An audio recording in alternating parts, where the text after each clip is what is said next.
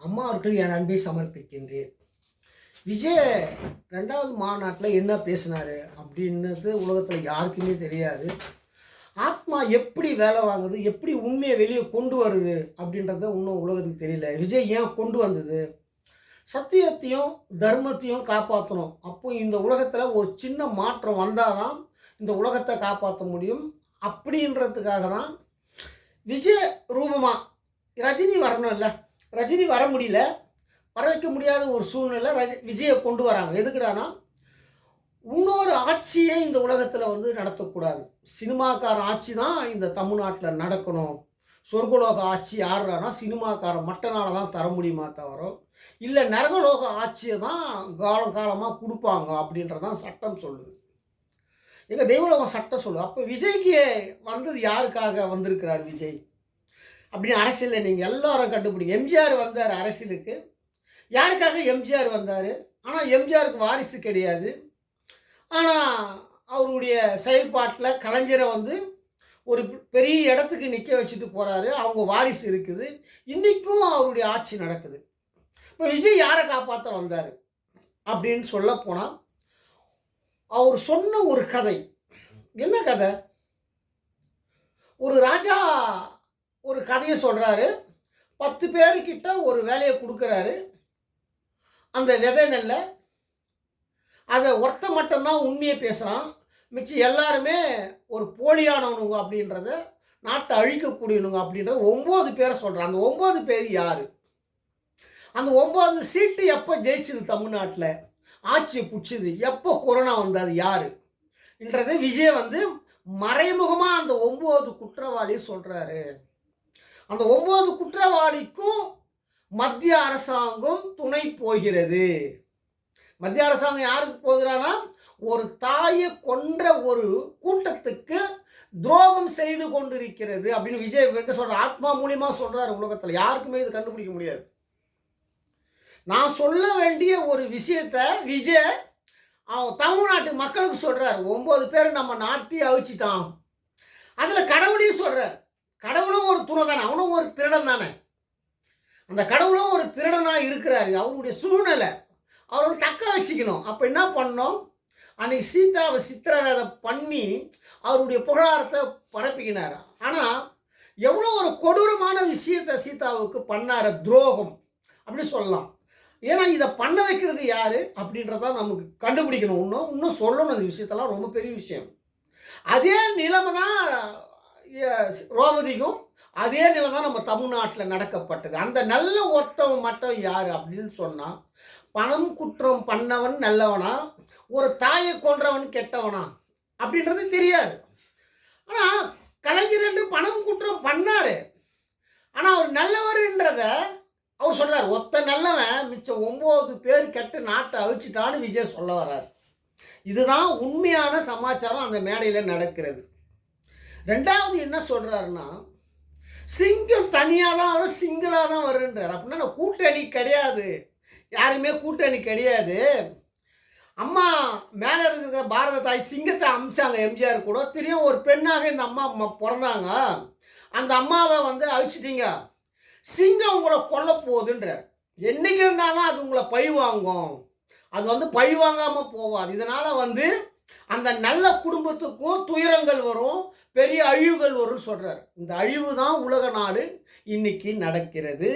நம்ம இந்தியா கலாச்சார சட்டப்படி எங்கே சிவபெருமான் இருக்கிற எல்லா மாநிலம், நம்ம தமிழ்நாடை தவிர மிச்சம் இருக்கிற எல்லா மாநிலமே வரலாறு காணாத எத்தனையோ கிராமங்கள் தண்ணியில் மூழ்கி போச்சு.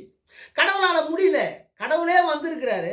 ஆனால் கடவுள் பயங்கரமான குற்றவாளியாக ஆகி பெரிய அவமானத்தை சந்திச்சு, ஆனால் பேரும் புகழும் கடவுள் வாங்கி கொண்டு இருக்கிறார். அந்த கடவுளை தான் விஜய் எதுக்குறாரு. விஜய் யாரும் எதுக்கல, இந்த உலகத்தில் யாரையுமே எதுக்கல. விஜய் கடவுளை எதுக்குறாரு. சக்தியா சிவமான்ற ஒரு படம் பார்த்துருப்பீங்க. சக்தி வந்துட்டாடா விஜய் ரூபத்தில்னு சொல்லிட்டேன், உங்களை என்னைக்கு இருந்தாலும் பெரிய அழிவு நமக்கு நடக்குன்னு விஜய் சொல்கிறார்.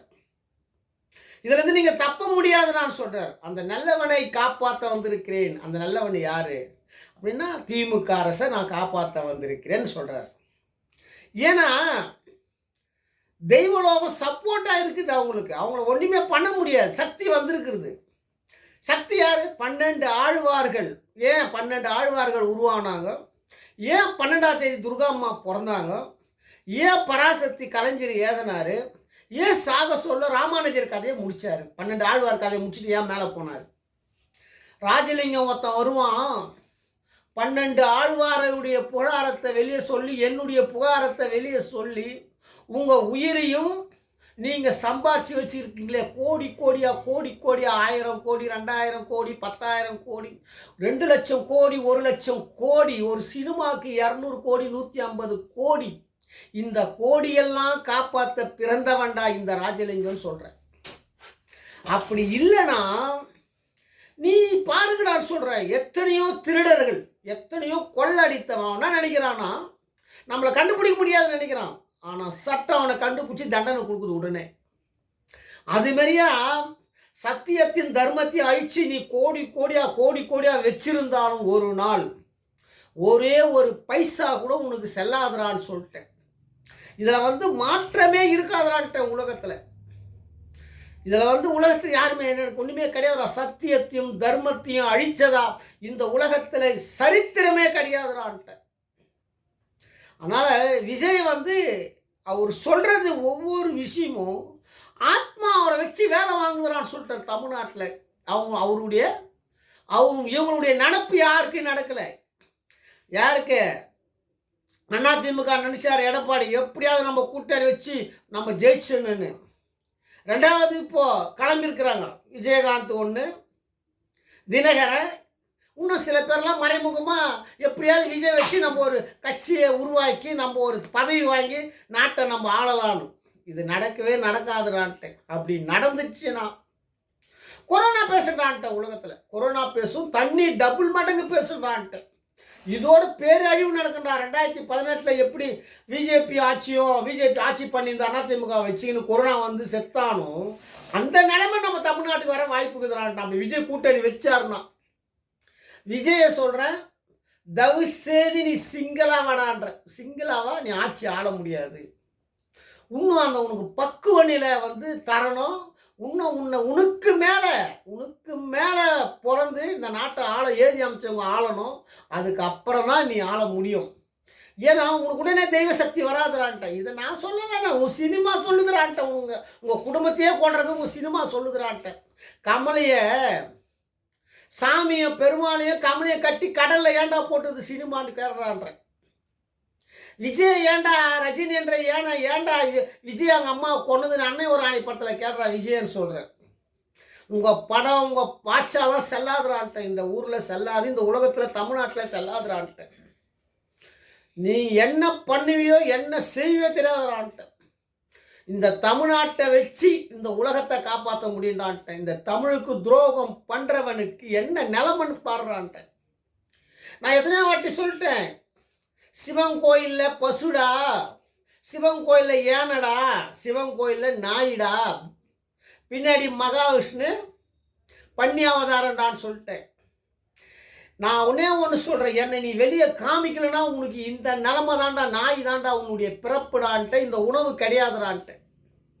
உங்களுக்கு உணவு கிடையாது, கடவுளுக்கு சாப்பாடு கிடையாது, பிச்சை தாண்டா நீங்கள் எடுக்கணுன்ட்ட. கடவுள்லாம் சக்தி தான், இதில் மாற்றமே கிடையாதுடான்ட்ட. 8 சக்தி இந்தியாவில் பிச்சை எடுக்க வச்சிருண்டான்னு சொல்லிட்டேன். உலகத்தில் நான் போயிட்டா நீ என்னை ஒன்றுமே பண்ண முடியாதுடான்ட்டேன். நீங்கள் என்னை வெளியே காமிக்கலடானா 8 சக்தி பிச்சை எடுக்கண்டான்ட்ட. ரோட்டில் 8 நாடு பிச்சை எடுக்கண்டா உடனே சொல்கிறேன். நான் போன உடனே இது வெளிநாட்டில் பாடுறான்ற நான் சொல்லி, வெளிநாட்டுக்காரன் அன்னைக்கு எப்படி தமிழ்நாட்டில் குறிகாரம் போட்ட எச்சேலைக்கு காத்திருந்தானும் அந்த கொடுமை வந்ததுடா. நான் பேசின பிறகு நான் யார்றான்ற, நீ சந்திர மண்டலம் சூரிய மண்டலம் கண்டுபிடிக்கிறடா. நான் சந்திர மண்டலம் சூரிய மண்டலத்தை அதுக்கு மேலே இன்னொரு சூரியன் சந்திரனை படித்து நாட்டை ஆளக்கூடிய சக்தி கொண்டவன்டா நாங்களான்னு சொல்லிட்டேன். எங்கள் அம்மா நீ ஒன்றுமே பண்ண முடியாதுடான்ட்டேன். எனக்கு 2 அம்மாடான்ட்டேன்.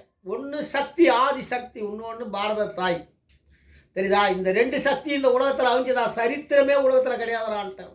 எவன் அழிக்கிறானோ அவன் காசியில் புணத்துன்றான்டா நாட்டில்ன்ற. காலமாக தெய்வலோக சட்டம்.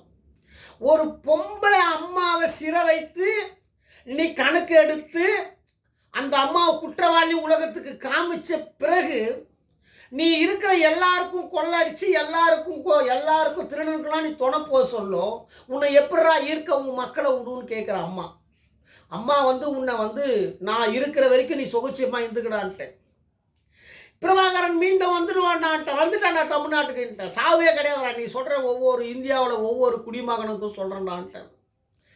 உடம்புக்கு சாவு தவிர உன்னுடைய ஆத்மாவுக்கு சாவு கிடையாதுடான்ட்டு. சத்தியத்துக்கும் தர்மத்துக்காக நீ வாழும்போது கடவுள் பக்கத்தில் நிற்பான்டான்ட்ட, சக்தி உன் பக்கத்தில் நிற்கண்டான்ட்ட. நீ ஏறி வச்சுங்கடான்ட்ட. எல்லாருமே ஒன்றே ஒன்று சொல்கிறேன்டான்ட்ட. இதில் வந்து மாற்றமே கிடையாது. என் சக்தியை நீங்கள் பரப்புங்கடான்ட்ட. இல்லைனா மனித பிறவி கடிக்கிறதுக்கும் வாய்ப்பே கிடையாதுடான்ட்ட. சிறைசாலடான்ட்ட. அங்கே ஒரு சிறைசாலை இருக்குடான்ட்ட. அந்த சிறைசாலில் ஆடு மாடு நாய் எல்லாம் ஒன்றுடான்ட்ட. அதில் வந்து கட்டி போட்டுருவான்ட்ட. அவள் முடிஞ்சு போச்சு, லாக்குடான்ட்ட. இதில் வந்து மாற்றமே இருக்காதுடான்ட்ட. அதனால் என் சக்தியை உலகத்துக்கு நீ பரப்பு. நீ பரப்பலைடானா என் வீட்டுக்கு நீ வந்து தாண்டா ஆகணும், என் வாசலை நின்று தான் ஆகணும், நீ பிச்சை கேட்டு தாண்டா ஆகணுன்ட்டு. நான் எதுக்கு பிச்சை எடுக்கிற சட்டம் கொண்டு வந்தேன்றதை கேள்றான்ட்ட. நானே பிச்சை எடுத்தது எதுக்குடா? வீடியோ செக் பண்ணுறா. என்னை பிச்சை எடுத்து விடுடா. பிச்சை எடுத்து எதுக்கு? உன்னை பிச்சை எடுக்கிறதுக்காக தான் நான் பிச்சை எடுத்து மீண்டும் பிச்சை எடுப்பேன்டான்ட்டேன். தமிழ்நாட்டில் நான் எடுத்து என் சக்தியை கொண்டு என் சக்தி வெளியே கொண்டு வந்து இந்த ஊரையே நான் வந்து காப்பாற்றுண்டான்னு சொல்கிறேன். இந்த ஊரை வச்சு நம்ம உலகத்தையே காப்பாற்ற முடியுண்டான்ற மெசேஜ் வெளியே கொண்டு வருண்டான்ட்டு. இதில் வந்து மாற்றமே இருக்காதுடான்ட்டு. நம்ம முதலமைச்சர் இவ்வளோ பெரிய விஷயம் நடந்த போதும் இன்றைக்கி விஜயை பற்றி கேட்குறாங்க. அவர் என்ன சொல்ல வர்றாருன்னா ஒரே வார்த்தையில் முடிச்சிட்டார். வேறு எதுவுமே கிடையாது. என்னுடைய செயல்பாட்டில் காட்டுவேனே தவிர பேசி நான் வந்து மக்கள்கிட்ட சொல்ல மாட்டேன். என்னுடைய செயல்பாட்டை பாருங்கள் அப்படின்னு. அப்படின்னா அவர் என்ன சொல்ல வரனா, நான் நல்ல ஆட்சியை இந்த உலகத்துக்கு கொடுப்பேன் இனிமேல். என்னை வந்து யாரும் ஒன்றையும் பண்ண முடியாது, நாங்கள் ஜெயிப்போம் இதுன்றதான் அவர் சொல்கிறார்.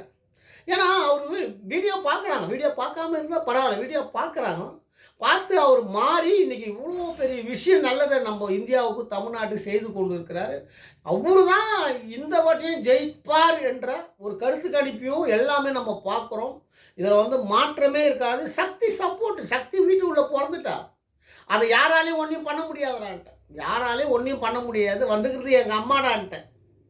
அம்மா ஏன் கட்டுப்பாட்டை இருக்கிறாங்கடான்ட்டேன். நான் போயிட்டா அம்மா கொண்டு போய்டுண்டான்ட்டேன். இதுமாரியா 9 அம்மா பிறந்துறான் நான் மாநிலத்தில்ன்ட்டேன். ஒரு அம்மா 2 அம்மா கிடையாதுடான்ட்டேன். பல சக்திகள் பிறந்திருக்கிறாங்கடான்ட்டேன். பல சக்தியும் எனக்காக வெயிட்டிங்கடான்ட்டேன். நான் போய்விட்டால் என் சக்தியை கொண்டு போய்டுண்டான்ட்டேன். மொத்த சக்தியை கொண்டு போய்டுண்டான்ட்டேன். இந்து கலாச்சார சட்டத்தை காலிடான்ட்டேன், கொண்டு போய்டுண்டான்ட்டேன். இதில் மாற்றமே கிடையாதுடான்ட்டேன். இந்த ஊரில் என்னை பற்றி பரப்பலடானா அவன் 10 காசு கருப்புறம் கொடுத்தனா கூட அந்த சாமி அவனை ஏற்றுக்காதுடான்ட்டேன். ஏற்றி வச்சிங்கடான்ட்டேன். எல்லாருமே யாரெல்லாம் என் வீடியோவை வெளியே பரப்பி என்னை சக்தியை வெளியே பரப்பலடானா அவன் எத்தனை சாமி திருப்பதியில் போய் கும்பிட்றான்ட்டான், எத்தனை வாட்டி நீ பங்காரடி போய் கும்பிட்றான்ட்டான், எத்தனை வாட்டி திருவண்ணாமலைக்கு போடான்ட்டான், எத்தனை வாட்டி நீ வந்து இமயமலைக்கு போடான்ட்டான். ரஜினி இமயமலைக்கு போனாரா, ராகவேந்திரா போனாரா, அவன் கூட நடிகலாம் செத்து போனானவரை வந்து காப்பாற்றினாரா? கொரோனா வந்து அப்போ காப்பாற்றினாங்களா? யாராலும் காப்பாற்ற முடியாதான்ட்டேன். சக்தியும் என்னுடைய தாய், மேலிருக்கும் என் தாய், அந்த தாய் இந்த பூமியில் வந்து எந்த உலகம் என்று அந்த தாய்க்கு உலக மக்களுக்கு தெரியணும். எல்லாமே நான் தான், சிவமும் நான் தான், சக்தியும் நான் தான், இயேசும் நான் தான், அல்லாவும் நான் தான், எல்லா கடவுளும் நான் தான் என்ற அந்த அம்மாவுடைய முகம் இந்த உலகத்துக்கு தெரியணும் முதல். அப்படி தெரியலன்னா கொடூரமான ஆட்சி பண்ணுறாங்கடா அம்மான்ட்ட. அம்மா வந்து சாதாரண கொடூரமான ஒரு ஆட்சியை அம்மா பண்ணுறாங்க. இதை வந்து நம்ம சரி பண்ணுவோமா? கன்ஃபார்மாக நம்ம சரி பண்ணுவாங்க. விஜய் மூலியமாகவும் நம்ம உதயநிதி ஸ்டாலின் மூலியமாகவும் ஒரு நல்ல ஆட்சி நம்ம தமிழ்நாட்டில் அமையும்.